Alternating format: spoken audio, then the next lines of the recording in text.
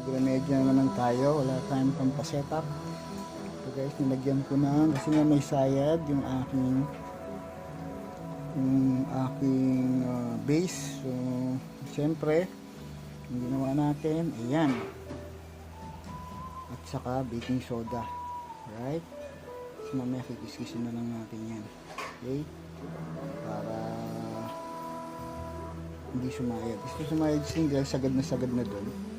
So ayokong paggawa, so DIY ko na lang para hindi string lang naman ang problema guys. So yun ang ginawa natin. So yun muna natin, DIY muna natin, antayin na muna natin tumigas para pag tumigas siya ay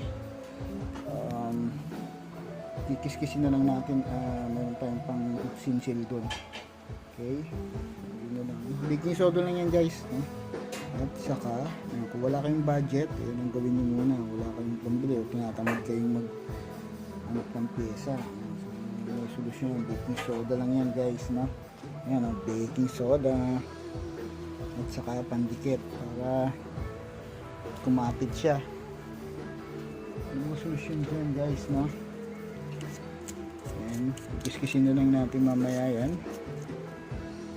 okay. Hindi siya solid yan guys, no? Ayan, problema, may sayad yung G-string. So mamaya angat ko yan dyan, adjust ko lang ng konti, sisinsilin lang natin para magamit ulit siya, right? So ayan, right, yun yung aking kaya match yan, yung binili sa aking base na upgrade ko lang.